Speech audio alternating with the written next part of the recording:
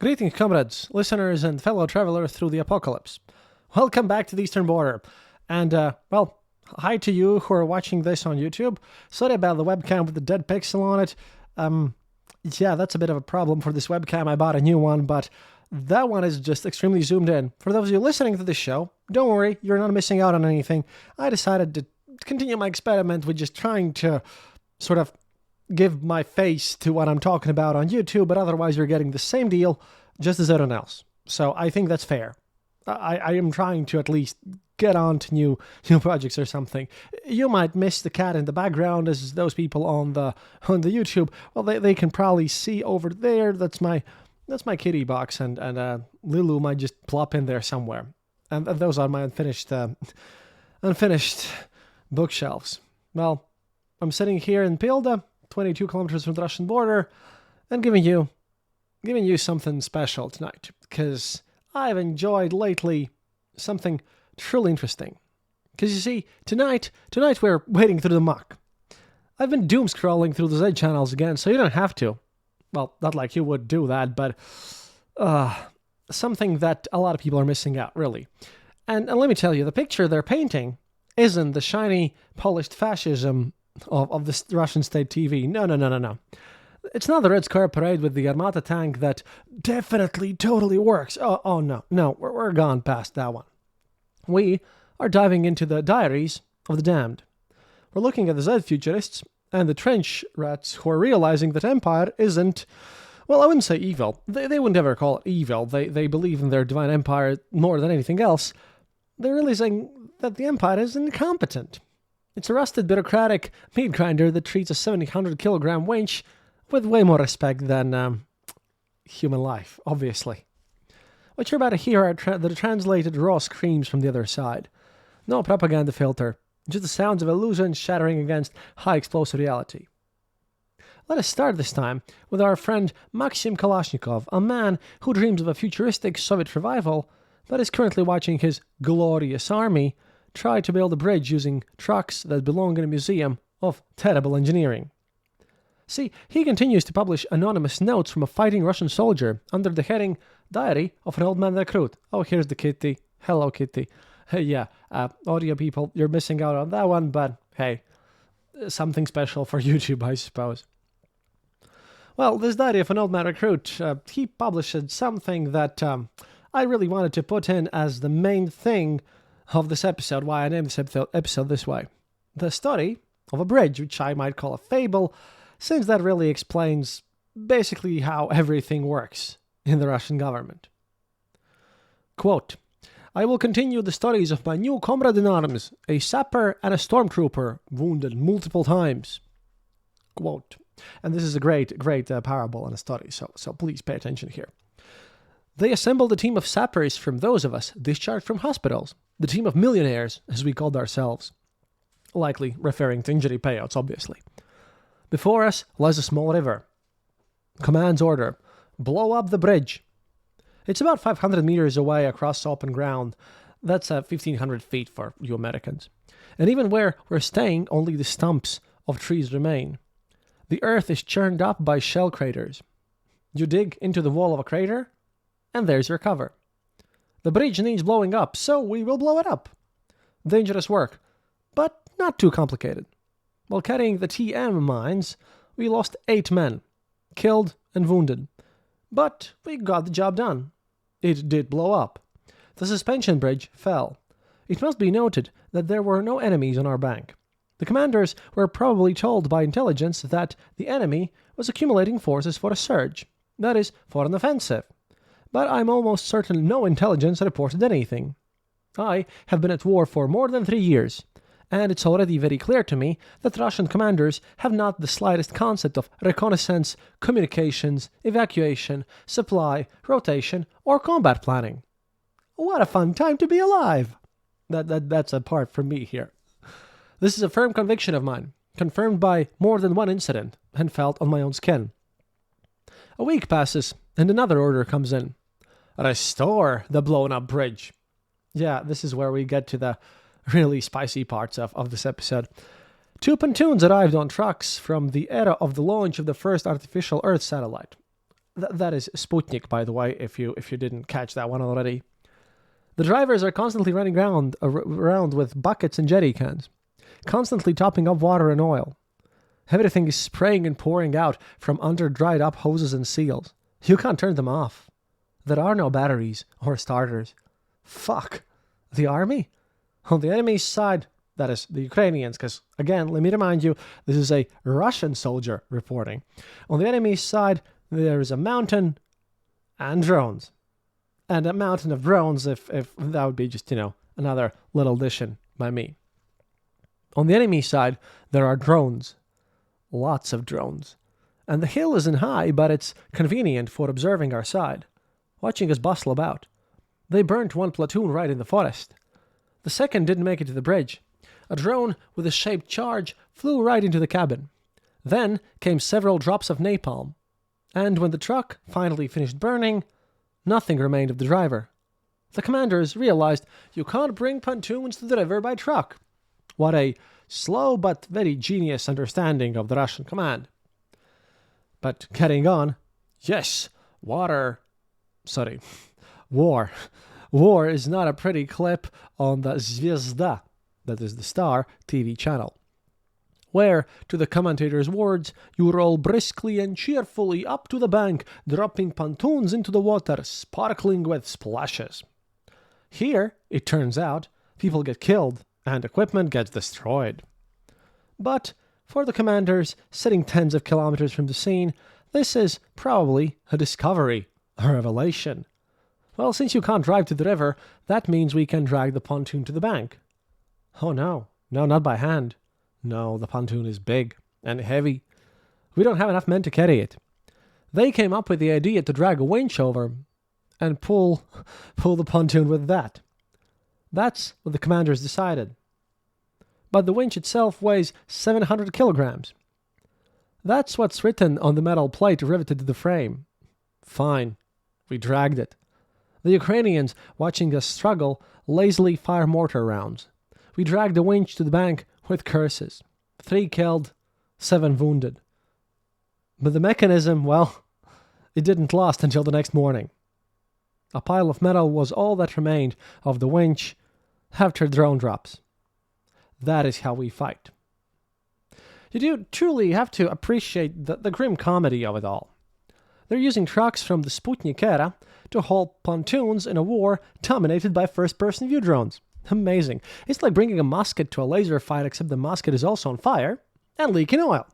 I mean, this is like Fallout, but worse. I mean, 40k, last guns will be still better in a sense. It's just, this part makes no sense. But did you catch the most Russian part of the study? Like the clinical part of the central subject here. The winch. Yeah. They lost 3 men and had 7 wounded dragging a piece of metal because the commanders, sitting in a bunker 10 kilometers away with a cup of tea and a bit of vodka, obviously, decided that manpower is cheaper than machinery, as usual. 3 dead for a winch that got blown up in the next morning anyway, and for a bridge that they had to blow up themselves. That is the exchange rate of the Russian world. 1 rusted winch equals, 3 human souls, give or take. Approximately that, right? But if you think the engineering corps is a disaster, wait until you hear about the infantry. Kalashnikov continues with the study of a V-fighter, a convict recruited from a prison. He's going to tell us about the officer's triathlon. Spoiler alert. There are no medals at the finish line.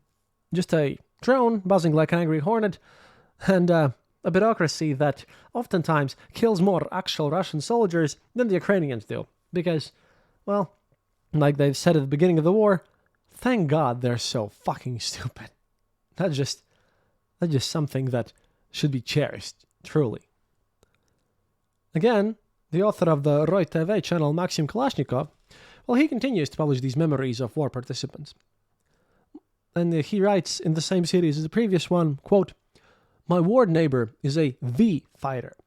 That is a former convict. They normally get assigned into these V regiments. The Z stuff get left over to be used by assault troops and other people. But these guys, the V per people, former convicts, and even cheaper meat than you would expect normally.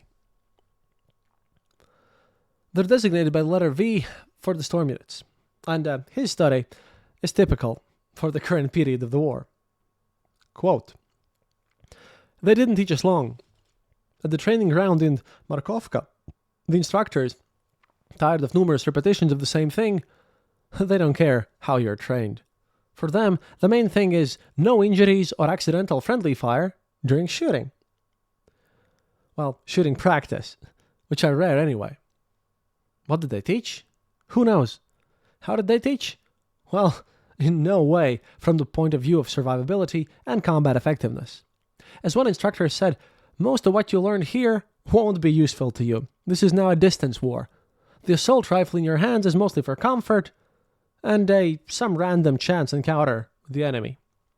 Indeed, you, trained to properly clear trenches or slice corners between buildings, still have to reach them. And getting there is a problem. A big, big problem. For example, from the TAP, that is a temporary deployment point, to the forward positions is about 10 kilometers in a straight line. A vastly multiplied officer's triathlon in highly extreme conditions. While getting to the front in pairs or threes, we lost 1/3 of 112 men. Through the first forest is the first leg of the journey. There you can still move relatively quickly. Occasionally, shells arrive, guided by reconnaissance drones, then waiting across the river. Now, under closer attention and fire support. Dash through the village. Forest again. Here, the concentration of drones is simply off the charts, different types and purposes. Kamikaze drones engage in free hunting, as these guys put it, flying literally in flocks, in different directions and unpredictable trajectories. Bombers appear as soon as scout drones detect any movement at all. Drones scattering anti-personnel mines through the forest are also at work. And the so-called waiters, ždune, a waiter flies in, lands somewhere in a secluded spot and waits for its hour. As soon as the target appears, it jumps up, zip, and smacks you in the back of the head. You press yourself tight against a tree and hope they don't notice you. The buzzing quiets down a bit. You run to the next one. At the end of the forest are positions. Well, so-called positions. Everything we manage to dig is methodically destroyed, collapsed, annihilated. You talk about Ukrainian drones? Where are the drones from our side? Hard drone, that is, Russian one, is a rare phenomenon. And if the banderas, as they call Ukrainians obviously, have them working in tandem with infantry, ours fly on their own. There was one case where our UAV guys tried to work with us poor infantry. The radio connection with them is such that it's much easier to shout. And the conversation wasn't direct, it went through the HQ. Like a game of broken telephone. You say one thing to the commanders, they pass on something completely different. We needed to take the last house in the village. It was 2 stories on a high foundation. We tried to throw grenades, but the opponents just retreated to the back rooms. We asked the drone operators to fly a comic, that is how they call kamikaze drones, into the windows. But for some reason, the operators only hit the roof of the house, or poked into the walls. To the enemy, this is nothing more than shaking the air. We took the house only when we dragged up several grenade launchers. That's about it for our UAVs.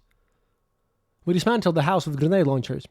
Thought we'd finish here. Turns out no, behind the concrete fence is a small machine yard and a garage for a couple of trucks, and behind that another private house. 2 stories again. Ukrainians are dug in there too, shooting like madmen. They don't spare ammo. Approaching is problematic. We request artillery support, and they tell us in response, quote, "We already reported upstairs that the whole settlement is taken under control. Artillery has no right to fire." That's the bureaucratic catch. You can lay down infantry in piles, but firing 5 shots, adjusted for battle wear, is categorically forbidden. That is how taking settlements on credit works. Nothing to do. Now we have to go on and try to take a house manually. That is how the Russian infantry actually functions and works these days. Taking settlements on credit. Let that phrase sink into your brain. It's the ultimate bureaucratic absurdity. The commanders report the village is taken so they can get a medal or avoid a screaming phone call directly from Moscow. But the village obviously is not taken. So, when the bastards on the ground call for artillery to actually take it, they're denied. Why? Well, because the paperwork obviously says the enemy, that is the Ukrainians, aren't there anymore. If they fire, they admit the report was a lie. So they don't fire. They send the infantry into the meat grinder to fix the paperwork error with their bodies. It's a catch-22 written by a psychopath. Brazil with shrapnel. And while the Russian infantry, the scumbags on the ground, are dying to cover up the lies of the staff officers, the logistics situation is collapsing into pure tribal anarchy. The next clip is going to come from a channel called Говорит руководство. The leadership speaks. But this isn't leadership. This is a scream into the void. This is a guy realizing that the Brotherhood of Arms is a myth, and his neighbors on the front line would sooner steal his car than save his wounded. But before we get on to that, I would like to, give us a bit of an in-break here because, I tried once again, and let me tell you, friends, dear comrades, this episode of Eastern Border is brought to you by Bureaucratic Victory Solutions. Are you a Russian lieutenant colonel stuck in the mud? Is the enemy entrenched in a 2-story house with a high foundation that you just can't crack? Are you tired of losing men trying to capture a village that your superiors already reported captured last week? Stop fighting. Start filling. At Bureaucratic Victory Solutions, we understand that in the modern Russian army, reality is just a suggestion. Why send a squad to die when you can send a report to Moscow? Our patented Credit Victory package allows you to declare any settlement taken under control instantly. Need a medal? We'll write the citation. Need artillery support? Well, sorry, we can't help you there. Out of funds. Once you buy our package, the artillery is forbidden from firing because obviously you have already taken and standing in the town square. But that's a small price to pay for a successful report. And for our premium clients, try our Logistics Eraser add-on. Do you lose a pontoon bridge just because you tried to tow it with a truck from the Sputnik era? Did a drone blow up your 700-kilogram winch? No problem, comrade, no problem. With Bureaucratic Victory Solutions, we simply delete the equipment from the balance sheet. If it wasn't on the list, it did not burn, did not drown, and it did not certainly kill the driver inside. Bureaucratic Victory Solutions. Because the war is won on paper, and the rest are just details. And if you want to actually help support Ukrainians, then, we have a new thing going on. Besides the autumn package, now there's a December package. Links in the show notes. Please donate to the military unit because the trucks are expendable resource in the front. Or, if you want to support my show, you actually prefer the grim reality over the pretty lie, please head over to patreon.com/easternborder. Or, if you want a monthly stable payment, you can go to easternborder-shop.fourthwall.com. And last month I actually managed to forget to charge patrons for episode 21, the one that was still paid, pinned on the blue sky as I'm recording this episode. So, I'm personally about 250 euros short this month, which isn't good. So I'll try to be more active here. I just don't know how capitalism works. Because over here at Bureaucratic Victory Solutions, we do not need capitalism, we need proper reports. Obviously, right? But if you can pinch in and you can go to the Eastern Border LV and click the donate button to help me get enough firewood or something, that would be nice too. But please also donate to the Ukrainian army and prioritize them over me because I'll manage. I'm bad at shilling myself. I'm bad at marketing. I'm bad at all this nonsense. And like I said, heck, last month I even forgot to charge patrons for an episode, so that's on me for being stupid here. If Evita isn't happy about that too, but we'll make it work. But please consider donating. I have a cat to take care of right now as well, so that's somewhat important to me. I mean, obviously I have to eat too, because for one, unlike banks blocking soldiers' drone fund transfers in Russia, that is, and stealing all the money, we actually appreciate your money and put it to good use. Or again, if you don't want to do Patreon or Fourth Wall, please go to the easternborder.lv and click the donate button there. And if you have more to spare, please go to the Ukrainian army link, the same guys with whom I worked with for Autumn Harvest. We got 2 cars in the end, 2 cars. we helped together with another person online. I forgot her name, but she was a very, very pretty, nice Ukrainian lady. We got one car with you guys, and then as there were extra donations, then we got another car. So we'll help them because the cars are very much a necessary thing. But every donation to me or the Ukrainian army make sure that bureaucratic victory solutions. Well, that's a side hustle. I wouldn't worry about that too much. But let's see how that goes on. But now let's go back to the trenches. You see, the fighting order of the channel, Говорит руководство, that is, the government speaks. He's, let's just say, not very pleased with the situation on his sector on the front. And I've seen one of the Russian analysts, Michael Naki, whom I listen to here. He's been very active in translating this stuff into proper Russian because he avoided all the mat there and he avoided all the swear words. But I didn't.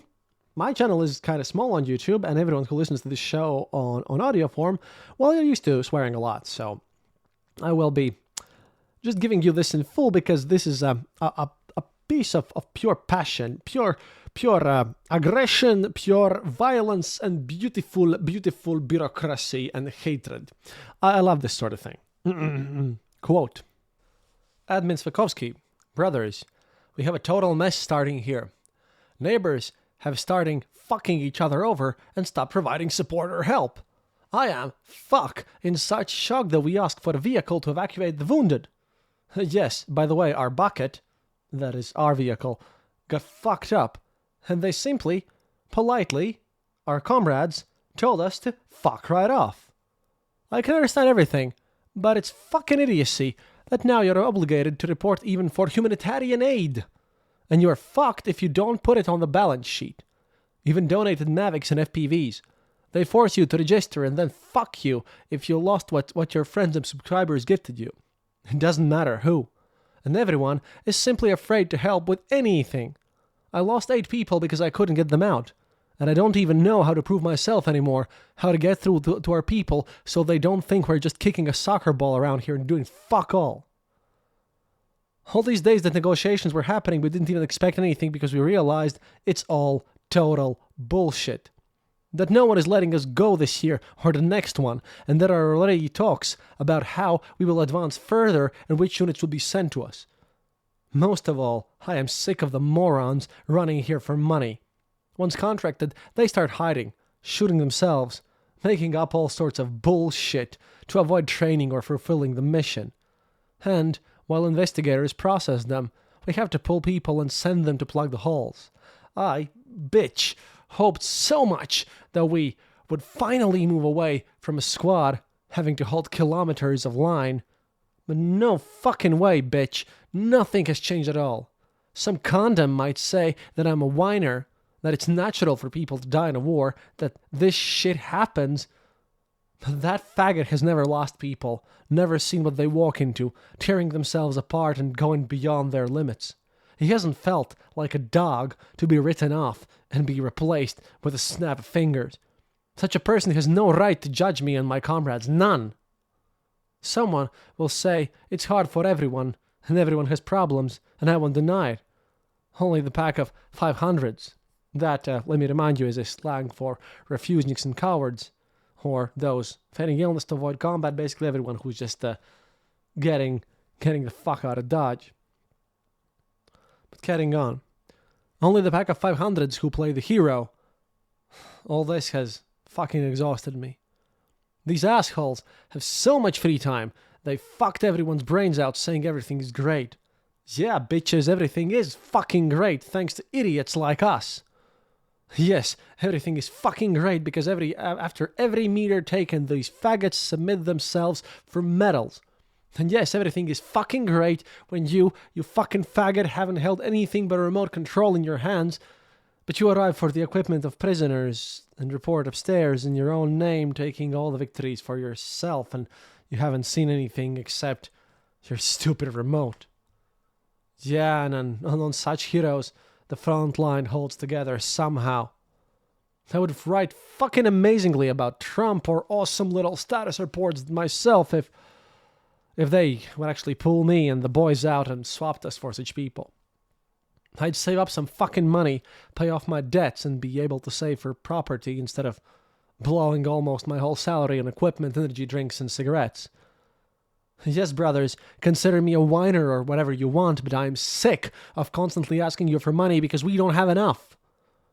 I'm sick of feeling like a beggar who goes around asking out of hopelessness, and even here, the whoredom from the banks doesn't let us collect funds and buy components calmly.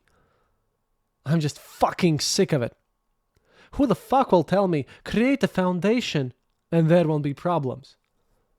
But fuck, why do I need a foundation? Are we collecting millions? Or are our expenses like a bureaucrat's kid at a night out in a tavern? We will keep killing faggots just as we have been, naked or clothes. I don't give a fuck. Just don't lay a giant horse dick on us. He means don't screw us over, but I believe that's a bit too late already if you really think about it. And don't believe the shit they tell you in propaganda. Better they told you how, for the sake of these news stories, they send people on one-way trips just for one fucking photograph. They staged everything. That's all I have. Thanks for letting me speak out. And here, on the Russian side, well, you can hear the despair dripping off of the page. This isn't a superpower fighting a war. This is a group of armed hobos begging for donations on Telegram, angry that the bank is blocking their transfers for drone parts, angry that their neighboring unit told them to fuck off when they asked for an evac vehicle. And notice the hatred for the 500s, the refuseniks, the guys faking illness, the guys playing the hero while holding a remote control. Fragmentation is real in the Russian army. The unity's gone. It's every warlord for himself scavenging for Chinese drones and energy drinks, while the heroes in the rear cash out on the blood of the idiots on the front. Naked or closed, I don't give a fuck, just don't lay a giant horse dick on us. This is truly the epitaph of the modern Russian soldier. We read these texts not to sympathize with the invader. Don't make any mistakes like that. They are there to kill and occupy. They are truly scum of the earth, a bunch of orcs who try to kill all civilians, right? But we must understand the rot. The machine we're told to fear. This second army of the world who has all the cards and will definitely win, all this nonsense. This army is eating itself alive. It is a system where a lie on a piece of paper is more real than the concrete bunker in front of you. Where a commander will trade a squad of men for a photo op. These guys, the Russians, are fighting a 21st century war with 20th century minds and 19th century logistics. And the result? The result is just a landscape of churned earth, burning Sputnik out of trucks, and dead men dragging winches to nowhere. Keep your eyes open, friends. And ears to those of you for listening. The facade is cracking, and the noise coming from behind the wall is getting much louder. Now let's not even talk about how Grozny, the home of Ramzan Kadyrov, was struck by Ukrainian drones. How the oil refineries are being hit all the time. How this war is going to last until the Russian economy collapses instead of any actual victory. The stories that tell you about how Russian side can win and how they're super dangerous and how, they're totally, absolutely winning all this stuff, those are all lies. Told by either stupid people or people who are outright paid to tell you so. That is all nonsense. This comes straight from the ground from people who are fighting this war. This is systematic, this is proven, and, I dare anyone to come and try to prove me the opposite. This is why I'm not afraid of any trolls, because what are they going to do? It's not me that they have to argue against, it's the soldiers on their own side. I'm immune to trolls. I'm immune to this nonsense. These guys are bullshitting. They're losing the war. They're going to die in droves, and their economy is going to collapse, and then there's going to be a civil war, and there's going to be, sadly, another whole decade of us here on the eastern border dealing with the consequences. But that's it for today, for the serious part. До свидания, товарищи, and always remember, happiness is mandatory.